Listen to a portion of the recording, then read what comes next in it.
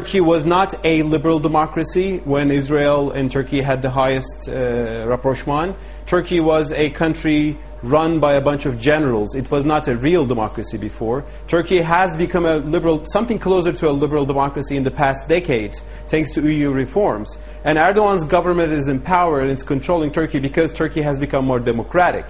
And Turkey is today reacting more strongly against some of Israeli actions which hurt the Palestinian people, precisely because it is more democratic, because it's not run by a few generals anymore.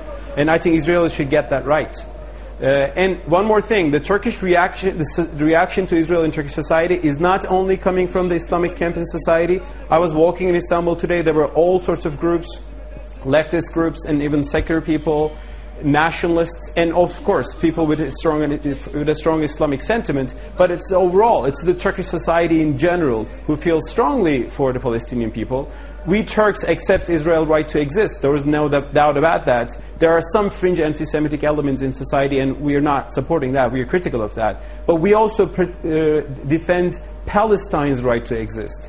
We believe in Palestine's right to defend itself. And we believe that there should be a just peace in the Middle East, and that depends mostly on Israel's action. Israel should go back from its illegal settlements in the occupied West Bank. It should accept Palestinian Authority in occupied Jerusalem. And Turkey will continue to support those policies no matter what government comes to power in Turkey.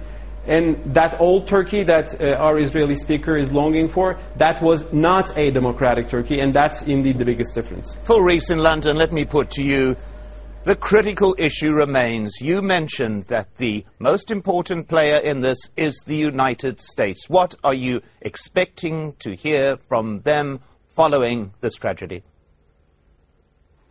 Well, I'm expecting them to veto any measures that the UN Security Council passes to actually put any serious pressure on Israel to change its policies about anything.